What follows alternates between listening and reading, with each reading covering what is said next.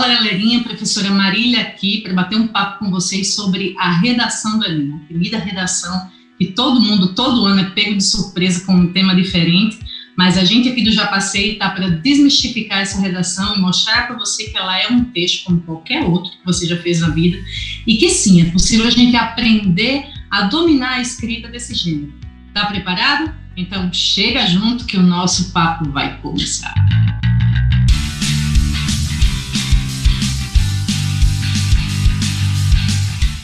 Todo mundo sabe que a redação do Enem ela é dissertativa argumentativa. O que isso quer dizer? Além da gente falar sobre um determinado tema, é necessário que o candidato também emita um ponto de vista, uma opinião sobre aquilo que o Enem solicitou, sobre o tema que está sendo apresentado. A primeira dica que eu tenho para você é tirar da sua cabeça de que emitir uma opinião é a gente dizer se é contra ou a favor de alguma coisa. Porque os temas que o Enem propõe são muito mais uma reflexão social sobre alguma problemática que está acontecendo na atualidade. O aluno não só reflete sobre os motivos que estão causando aquele problema, como no finalzinho do texto ele tem que apontar soluções passíveis de amenizar, vamos dizer assim, porque quando é um problema social dificilmente a gente consegue solucionar, mas apontar soluções para amenizar ou diminuir um determinado problema. Então, opinar, nesse caso, seria refletir sobre alguma coisa, pensar sobre os motivos que estão causando aquele problema e apontar soluções para resolvê-los. Mas agora vamos recapitular como é que funciona a estrutura desse tipo de texto. Vamos lá. Primeira coisa que a gente aprende é que existe uma introdução. Na introdução é quando o candidato vai apresentar o tema de maneira geral, deve apresentar também a tese, ou seja, a opinião dele sobre aquele assunto, e uma espécie de síntese dos argumentos que ele vai utilizar para defender a opinião dele.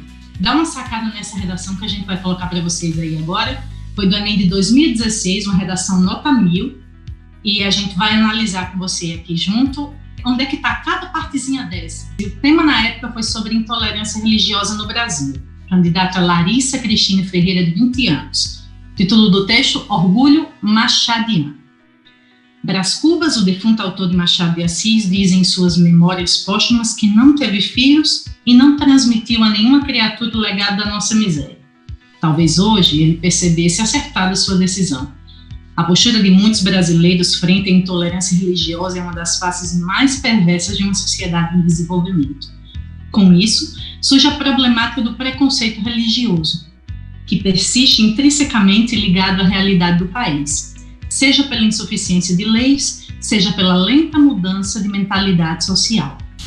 Quando a gente vai fazer a introdução, é importante saber que a nossa introdução ela se subdivide em 3 partes. A primeira é uma historinha que a gente conta, é a nossa contextualização em si sobre o tema. Antes de apresentar o tema, eu vou pegar algum fato histórico. Posso pegar, como foi o caso da aluna, ela citou Machado de Assis, uma obra literária que ela já leu no passado, para poder fazer essa ponte, para poder contextualizar a partir de onde ela vai começar o texto dela. Quando ela inicia, talvez hoje ele percebesse acertada a sua decisão, aí a gente começou a ter um ponto de vista sendo apresentado. E ela continua. A postura de muitos brasileiros frente à intolerância religiosa, olha o tema, é uma das faces mais perversas de uma sociedade em desenvolvimento. Temos aí o que então, meus queridos? A tese. O primeiro ponto da tese foi apresentado nesse excerto aí. E ela continua. Com isso surge a problemática do preconceito religioso, retomando de novo o tema da redação, que persiste intrinsecamente ligada à realidade do país, seja pela insuficiência de leis, seja pela lenta mudança de mentalidade social. Seja, esse trechozinho aí é a síntese dos argumentos que ela vai utilizar, porque segundo a aluna, a intolerância religiosa no país acontece principalmente por causa de quê, queridos? Da insuficiência de leis e da lenta mudança de mentalidade social. Compreendeu bem aí como é que é a estrutura? O segundo parágrafo do texto, como eu disse a vocês, é o desenvolvimento. Segundo não, viu gente? Segundo e terceiro. Porque uma boa redação da Enem, ela necessita de pelo menos 2 parágrafos de desenvolvimento. Desenvolver o quê? Ora, se na introdução ela colocou já a tese e uma síntese dos 2 argumentos, o que é que ela vai precisar desenvolver? Os 2 argumentos. Explicar cada argumento que ela apresentou.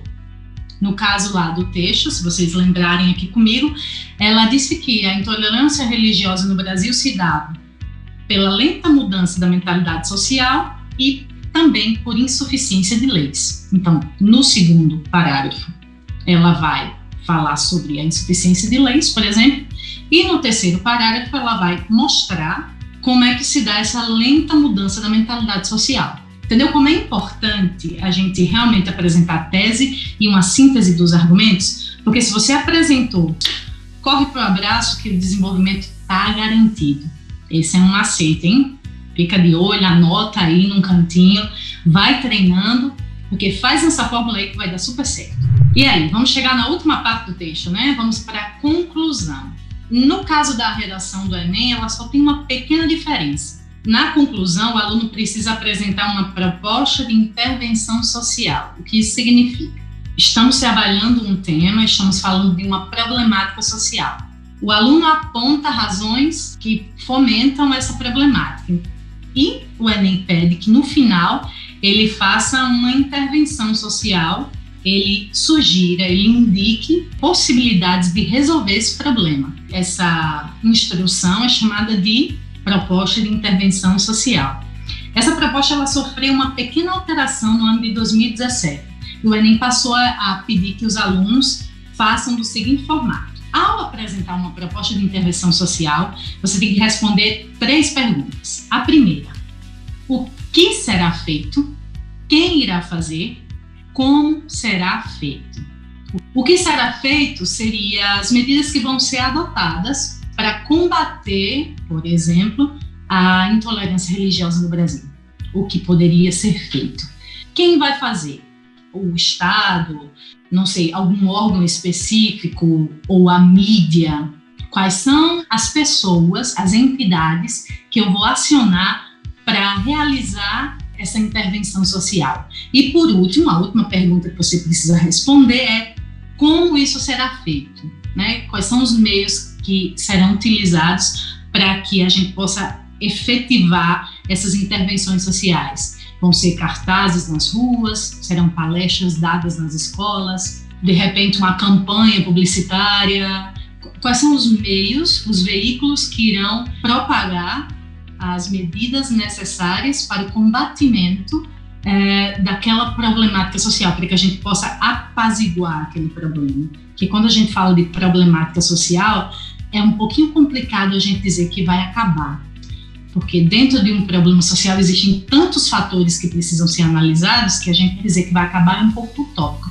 Mas aí eu sugiro a você, aluno, que diga tais medidas poderão apaziguar, ou tais medidas poderão diminuir, que aí a gente torna a nossa redação um pouco mais plausível, mais real e mais aceitável até.